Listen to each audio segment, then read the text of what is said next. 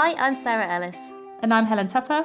And this is the Squiggly Careers podcast, where every week we talk about all topics to do with work in the hope that we can help you navigate your squiggly career just that little bit more successfully. Our topic this week has been inspired by our TEDx talk, partly because we're really excited that it's now featured on TED.com. Yay! So that probably doesn't feel like a big deal for everyone else. They were like, oh, we already knew you got a TED talk. But for us, that just makes it a bit easier for us to share. And obviously then you're in some incredibly good company in terms of some of the other people who've done TED Talks, alongside some of our heroes like Adam Grant and Brené Brown and Carol Dweck. Maybe they'll be friends with us now. You never know.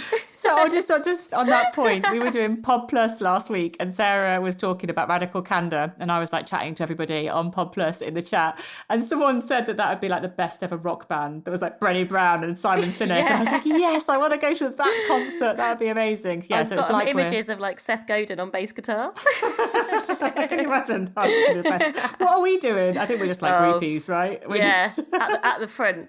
Being like, we love you. Let us be in your band. Yeah, proper groovies. The other thing that we've discovered, which is brilliant if you don't already listen to it, is there is a daily TED Talk podcast. And on that podcast, you can hear our full talk. So if you're going for a walk and that's a much better way to listen, definitely try that out. It came out on May the 18th. Mm-hmm. And it's just great to listen to in terms of extra inspiration. So wherever you listen to us at the moment, you can download that podcast too. So perhaps give that a go and let us know what you listen to that really inspires you. So one of the favourite, if that's the right word, things that we said in our TEDx talk is, in Squiggly Careers, there is no one-size-fits-all version of success. Success is as individual as you are. And that's really inspired us for today's podcast episode because we thought we wanted to delve into this idea of success a bit more. I remember earlier this year talking to Kath Bishop, the ex-Olympic rower, diplomat. She wrote a brilliant book called The Long Win, and she talked to me a bit about success, and it's something that she's thought about a lot. That's a brilliant accompanying sort of twin episode to this, if this is handy for you. And we just thought we wanted to think a bit more about what does success mean?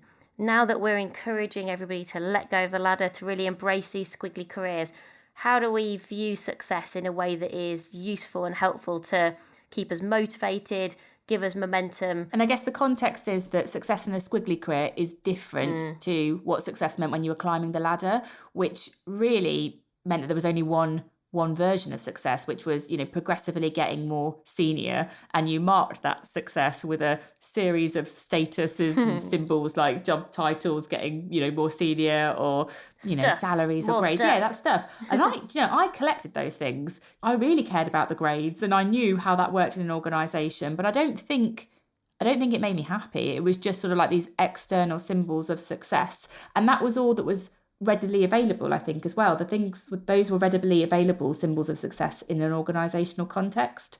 But when we think about squiggly careers, it's like much more nuanced because you can develop in different directions. And we know that success doesn't mean the same for everybody, even if, and I'll tell you how we know that because we asked our Instagram community and lots of other people.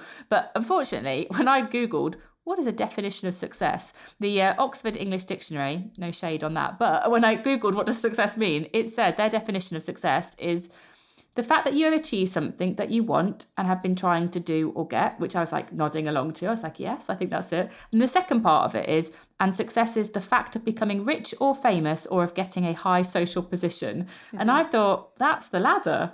The Oxford English Dictionary definition of success is basically still what success looked like when we were climbing ladders, not succeeding in a squiggly career. And I actually think our Instagram community, I much prefer their definition. Did a much better job. Yeah. So we asked them, what do you think success is in one word? What would you say it was?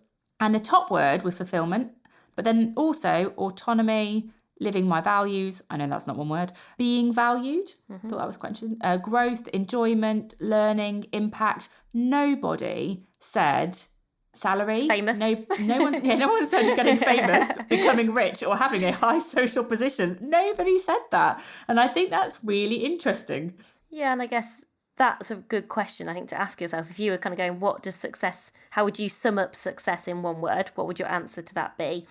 I was also reflecting there as I was listening. The thing I don't want to ignore is, this is probably from a position of privilege, right? So I think there is a point of going, well, actually, and probably particularly earlier in your career, maybe, there is a level of success that you want to reach because you want to make sure you do have enough money, that you are in a position where you're not having to kind of worry about some of those more, the basic needs that kind of help us to live day in, day out. But then maybe success is, then it's not about seniority. Maybe it's about security or stability. I mean, that's what that's about.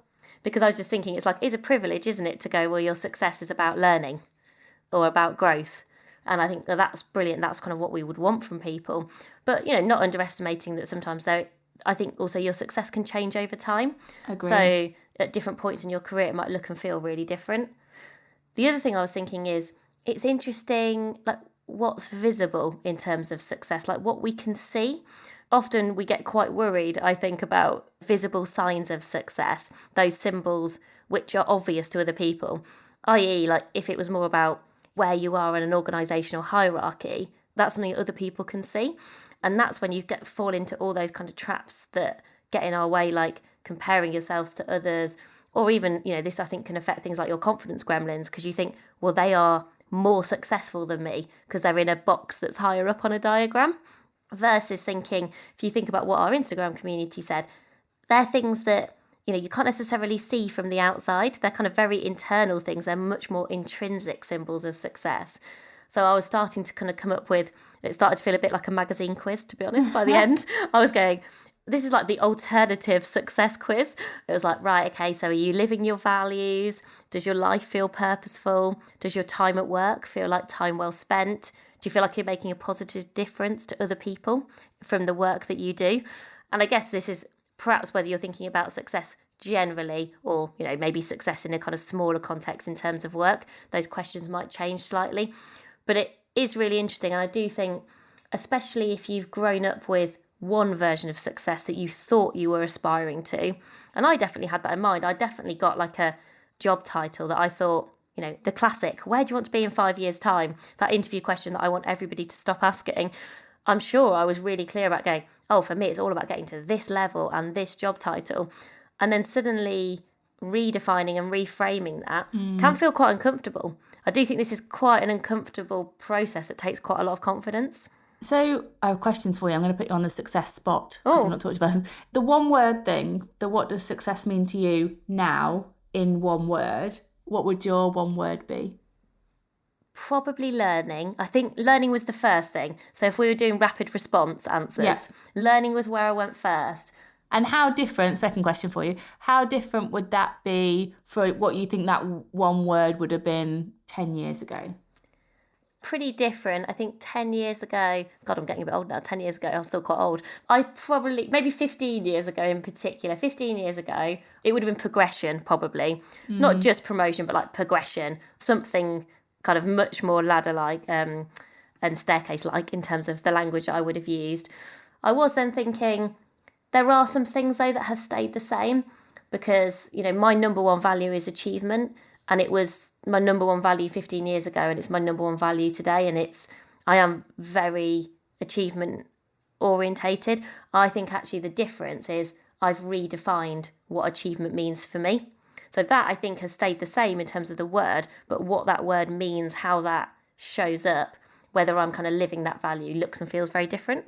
But I think the reason I was partly asking, if success is going to be as individual as you are, if there's no one size fits all version of success, I think it's useful to go with that rapid response. Like, what's my first instinct? Like mine would be impact. But then also think, well, how has that changed over time? What's consistent? What's evolved? I just think it's useful insight as you start to think about this going forward as well. Right. So let's start to think now about ideas for action.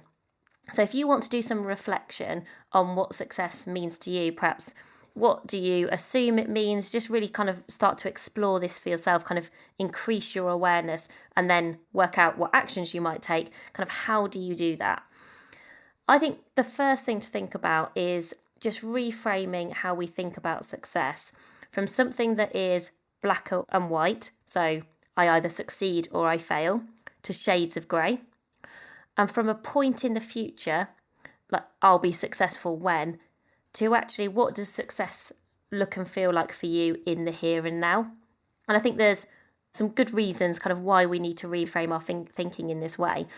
I think if it is very binary, as in I'm either successful or I'm not, we lose so much opportunity for learning. And actually in hardly anything that we do, even if sometimes it does feel quite binary, I either got the job or I didn't get the job, that feels like quite a win or lose outcome. I still think there is lots that we can learn from, say, that process of going for a promotion that you weren't successful in. And you probably had some successes along the way. Perhaps you built some new relationships. Perhaps you got to the final stage of that interview process. Perhaps you sorted out your CV and your LinkedIn profile as a result. And so sometimes I think if we see things as very black and white, we miss all of the small successes that are part of the process. And we just see the success as being tied to the outcome. And I think that, then we limit our learning, and also we're vulnerable to sometimes, we're not in full control of that success and that failure. We don't know who else has gone for that promotion and that job. That promotion might disappear, that role might change. And so if our motivation and our meaning is so tied to that outcome that we're kind of chasing, you can end up feeling really disheartened and kind of disappointed. And I think the other thing, and if you're like me, this is the harder of the two, I think, I'm really future orientated, and that can be quite useful when you're thinking about where you might want to go and for kind of setting goals and plans. But I think you've got to be careful not to kind of fall into that trap of going, I'll be successful when, or, sometimes that I'll be happy when, I get to a certain level or I achieve a certain thing. And actually quite a few people gave this advice in the career advice section of the Squiggly Career book that we did. Lots of people talked about you've got to find joy in the doing, in the present, because the success and the kind of satisfaction that you feel when you get to that moment, even if you've been successful, is actually really fleeting. So for someone like me, I am really motivated by outcomes because I'm really achievement orientated. But I've actually seen that time and time again, that actually all of the satisfaction, all of those kind of moments of feeling really good come from the doing, come from the making progress. When we were writing our second book, I had like traffic lights that I filled in green each time we did a chapter. It comes from that. And actually, I think I felt more success at the end of a week where I turned one of these traffic lights on a whiteboard in my lounge green than I did when we'd finished writing it as a whole. And so that, again, is just about changing our mindset towards like, what does it mean? What does it look like when we're kind of saying, oh, this is a success? And to try and see all of those mini moments of success along the way, I guess. It's so interesting. I remember a coaching session that I had years ago now when I was studying at Cass Business School, and I was studying a master's in innovation, creativity and leadership. And I remember in the coaching session, for some reason, we were talking about, I think I was fixating on the completion of the course, like when was it going to be complete, and like been there. I'll have a master's then, and whatever I was saying.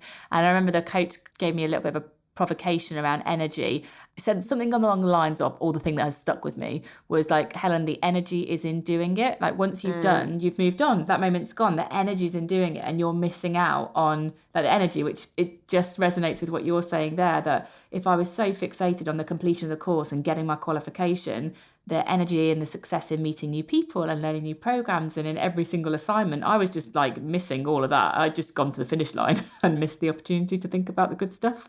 Yeah, it's so interesting. I think I reckon I could divide like some of the learning experiences I have into a table where one was about tick box learning, where I sort of had exactly the wrong attitude and I was sort of doing it to tick a box or because I thought I should, because I felt like it was the right thing to do. And then those learning experiences I've had where I've actually been in it to really learn, and it wasn't about the certificate or the kind of the tick in the box. And what's so interesting is it's those learning experiences where you're still connected to them 6 years later, where you build your networks that really last and that support you in your careers, where you still remember and use those things that you've kind of learned. And so it's funny, isn't it? Because it can feel counterintuitive because it slows you down, or it feels counterintuitive to me. My natural inclination is about the next thing rather than the now. And this is where I think if you are like that, actually having a bit of perspective can be really useful, I found. Remembering that this is only 1 year in a 45-year career, or remembering that if you're going to do something and it takes 2 years and you thought it was only going to take one, like in the scheme of things, that doesn't really matter. So I think what I've actually found probably in the past 5 years in particular, I more intentionally now slow myself down because I actually think I will be more successful as a result of that. And that's only because I've done some of this reframing. And perhaps as well, just introducing a bit more reflection on the very small successes. So if you find that your mind does leap to I'll be successful when I get promoted, I'll be successful when I finish the course, all those sorts of things, then maybe thinking about, well, how have I been successful today, and trying to create more of a habit of reflecting on the here and now, or what success means to me and how it's shown up this week, might just be a way that you could start to build that kind of proximity and presence to where you are at the moment, if that might help for you.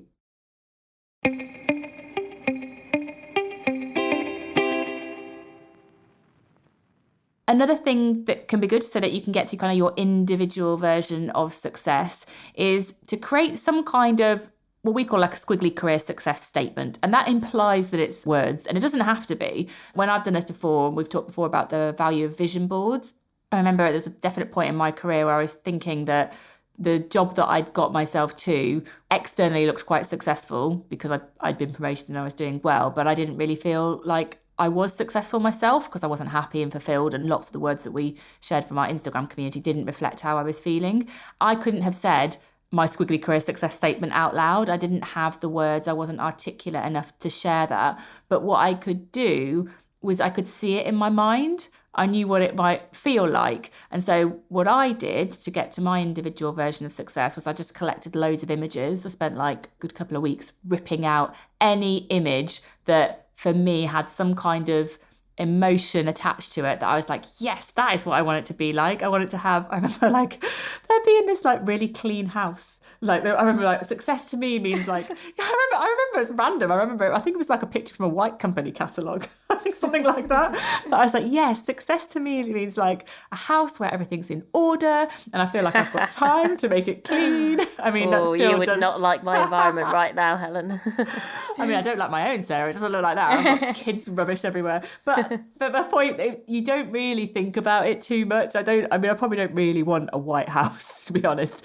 But there was something in that picture that spoke to me, I think, and it was about like clarity and control or something like that I really wanted, that I obviously didn't feel like I had at the time. But I ended up with like a piece of A4 that had lots of images that I was like, that is what I think success looks and feels like for me. I was like, that's what's on those pictures. And from that, I actually was able to get to some words, but the pictures were my starting place.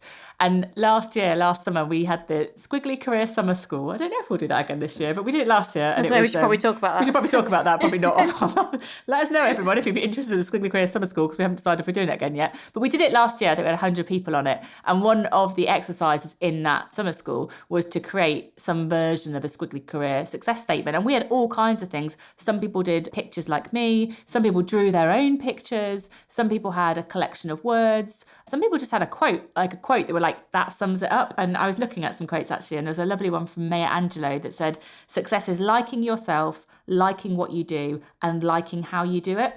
And again, none of that's about the becoming rich or whatever the social position things are, but it could just be someone else's statement that feels like success to you. But that, I think, can give you a sense of clarity, and you can find your way through to something that feels unique and meaningful to you. And I definitely think it's time well spent doing that.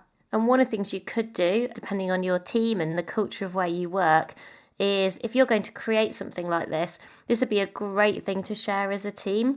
I think if somebody talks to you about their Squiggly Career success statement, so whether people bring along, you could even bring along an object, bring along, this would be a great team exercise at a moment where I sense quite a few teams could do with that. We're going to, thinking about how you're going to come back together in this kind of new hybrid world of work. If you all brought along one object that kind of represented your Squiggly Career success statement or your career success statement, bring that object, a bit like show and tell, and then just talk about for a minute, what does success mean to you? And I think it'd be so surprising. It'd be so fun. I want to do that exercise. Yeah, and also it's just really interesting to see. I think people would come at it from really different directions. I think you would learn a lot about people in a really short space of time, and also then just build better relationships. So even if you did that in a team of 2 or 3, I think I really want to know what object really you bring. I think I bring some kind of plant that I take from my house that was growing, not one of the ones that's dying because I've forgotten to water it. And I'd like attach little things off the plant, like little things that I was growing. So I'd probably have like a little picture of my children and then maybe a picture of our next book. And success would mean for me that this was all, they were constantly growing and new shoots. That's what I'd bring. Oh, so cute. I love the fact you've already just like, I know exactly what I would do. I think I might bring a cup or a collection of cups. Go on. Cups have played quite an important role at certain moments in my career. Some of you might have heard Helen and I tell this story before, but when we met at university, one of the things that we had to do in our weird and wonderful degree, I know where she's going. We had to create a startup business as part of our degree. It was awful. It was like an early version of The Apprentice. Helen loved it. I think she might have been in charge, if I remember rightly. And our brilliant brainwave was to create a cup company. I mean, oh, so rubbish. And these cups had lizards on. I think the lizards might have been my idea. But I don't know why. I don't know why they had lizards on. Probably from clip art at the time. Probably, yeah. And also we were rubbish at operations, so these cups were phenomenally expensive and we had to like sell them to our parents basically. But there have been a few moments where I have got or been given a cup that have felt really important as part of my career. And like we got a cup from Abbey Road Studios, didn't we, when we did our TED Talk. You bought me a cup last year that was very meaningful for me. I've got a cup with our Squiggly Career mural on from our first book launch. What's the next cup? So I think I'd bring a collection of cups, which I do realise doesn't really talk about the rest of my life that much, but that's just where my head went to first. I'll obviously think about, you were like, I'm going to put my kids on there. And I was like, oh, I've not really got any cups that represent that bit.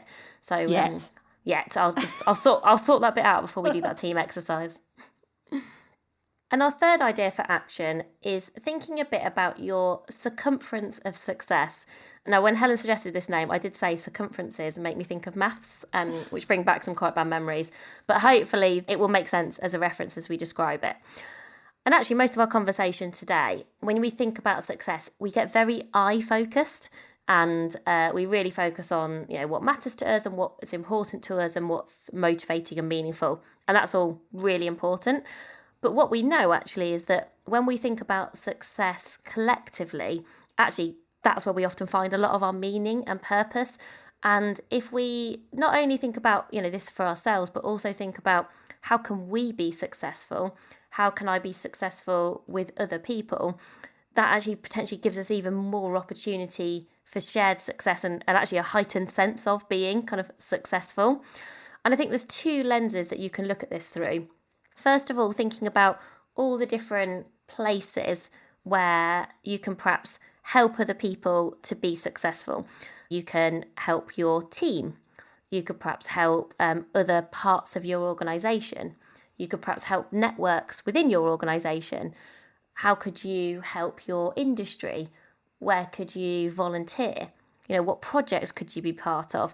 So just thinking about all of those places where there's opportunities to kind of be successful.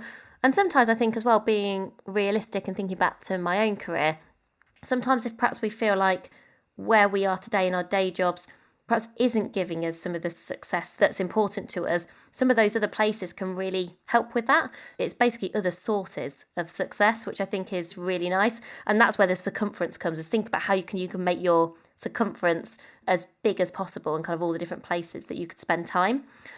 And then I think it's just thinking also about this transition from kind of I thinking to we thinking. So rather than just thinking my own success statement, you could do that exercise that we've just talked about, and you could do that together. You could do that together with the people that you run your business with, the people in your team, and thinking about, back to the first point that we talked about in terms of seeing all your very small successes, not only for yourself, but how are you going to do that as a team? And I think this idea of how do you make the whole bigger than the sum of the parts? So, rather than all thinking about how do we all individually be successful, well, how could we work together and all bring our brilliant best selves so that actually we can have even more success as a collective, making that whole bigger than the sum of the parts? And I think if I sat down with you and I drew my circumference, so I was like, okay, me in the middle, what success means to me in one word at the moment is impact. And maybe we talked about that a little bit more. And I drew some rings and I was like, I think this is the impact I make, the impact I help other people to make, the impact I help the business to make, for example. I think you might, be able to increase my circumference, because you might say, oh, but Helen, you also do this. This is also an impactful thing that you do that I might not realise. But you also might be able to help me identify other ways. Like, okay, Helen, so if success for you is about impact, and particularly in the context of people's careers, what about this? Or could you do this? And you would only get to that by sharing that with other people. And I think that's such a great opportunity to have a conversation about success, because I think sometimes people think success is about, like, it sounds a bit arrogant, doesn't it, to talk about what does success mean to me? But actually, if we had those sorts of tools, I think it could be really collaborative and meaningful. And actually what we could do is support each other with success in a really honest and authentic way, and it not sound or feel like an arrogant conversation. And so perhaps to close, I think both for Sarah and I, this topic, it kind of provoked thinking about inevitably about our own success and what success means to us, which is, I hope it provokes the same thing to you. And I got a Post-it note in front of me and I was like, oh, if I was going to articulate this, if Sarah put me on the success spot, what would I answer? Which obviously I wouldn't do, because that'd be very unfair. Okay, obviously, having done that to her. Well, I've done it to myself. So I thought, I think to me, success at the moment for me is all about like how big my ripples are. And I thought, well, if that's what success means to me, then how do I support myself to make bigger ripples? And I ended up actually getting to quite a lot of clarity. And I was like, okay, I took this analogy quite far. I was like, well, to make my ripples big, I've got to be able to throw a pebble in. So I need to make sure I've got lots of energy. And then I need to make sure that my ripples are really defined. So I need to have a real clear message about how I kind of, for example, help people with their career. And then I need to think about the reach of my ripples and how they help and connect with other people's ripples. So basically, that might mean nothing to you. But for me, just working through some of the things that we've talked about ended up giving me a bit more clarity about what success means to me right now and what I need to do to increase that sense of success. So it worked for me as a process. Sarah, what are your reflections having talked through this and thought about it for a week? Well, I think actually not even just over the last week, but over the last year, the thing that I keep coming back to is, because I spent a lot of time thinking about my values and I know my values really well, rather than thinking, I know my values now and sort of putting them in a virtual drawer, I do come back to those values pretty frequently, at least monthly, if not more often, and just think about, if I was to score myself 0 to 10 on each of my 4 values, which are achievement, ideas, learning and variety, where am I 0 to 10? And why is that? And what might I do to increase that number by 1? From a 7 to an 8, from a 6 to a 7. And it's never about beating myself up. Sometimes I found it really helpful just to understand how I'm feeling. So there have definitely been times over the last year where I just haven't felt successful, or I haven't felt like things are going that well for whatever reason. And then when I think to my values, I go, okay, that helps me to understand why. And sometimes that's okay. That's literally as far as you get. And you think, well, I understand why there's maybe some things that I can't control, some things I can't do that much about right now. And that's okay. And you just feel more comfortable kind of living with that sense of going, I'm perhaps not quite where I would like to be. And also then it does prompt positive action. It helps you think, okay, what are the small things? And I think in particular over the last year, it has had to be quite small things. What are some of the small actions that I can take that just give me a little bit more of that in my life, that little bit more of what I view as success in my day to day. When it comes to things like variety, obviously a lot of our variety has been taken away. So I have had to work sometimes really hard to sort of just inject that bit of newness into my days, and also making sure that you prioritise the things that are important to you. Because I think when you understand your own success, you make better choices and trade-offs, because we're all making choices and trade-offs with our time, with what we do, with what we don't do all of the time, I think, in Squiggly Careers. And it helps me to just think, well, I know I'm going to do this because it's going to help me be more successful day to day, week to week in the work that I do and the kind of career that I want to have. So it's worth doing. It's worth prioritising. It's worth saying no to this thing so I've got a bit more time for something different. So I think you just feel more confident and in control when you've really spent some time thinking about this. It doesn't mean it's always easy, and it doesn't mean that everything is then really straightforward, but I just think you understand yourself better, and then you just feel much better as well. So maybe just to kind of draw our conversation to a close and just to summarise a few things we said. So I repeat that quote from right at the beginning on our TED Talk, which was that in Squiggly Careers, there's no one-size-fits-all version of success. Success is as individual as you are. And we've talked about 3 different ways to help you reflect on what success means to you. So Sarah talked about reframing success from black and white to shades of grey. I talked about the importance of defining your Squiggly Career success statement. And then Sarah just talked about how you can increase your circumference of success. Also, we've mentioned a couple of different podcast episodes. So Sarah mentioned the episode with Kath Bishop, and that was episode 193, and then also the episode on values, which is episode 42. And now for all of our podcasts, we have got a pod sheet. So that is a downloadable summary of the episode. It's got like different boxes where you can put in your Squiggly Career success statement and maybe that one word. You can get that from our website if you just go to amazingif.com, and we'll put the link as well to it on the show notes. So you'll be able to get that, and hopefully it might be a way that you can take what you've listened to and reflect a little bit more with it. And as always, if you have 5 minutes to do us a bit of a favour, we'd love it if you could rate and review the podcast. We read every one of those and we just love it. It just gives us that kind of moment of joy during the week. And if you have read our book, The Squiggly Career, an Amazon or equivalent review, wherever you bought your book, is also really, really appreciated. It's how our work gets shared with other people, and that's how other people discover us. So we always really appreciate you doing that. I'm nodding along, but you can't see my nods, everyone, but I am. I'm like, yes, please do that. That would be really helpful. Thank you. So that's everything for this week. We'll speak to you again soon, and thank you so much for listening. Bye, everybody. Bye.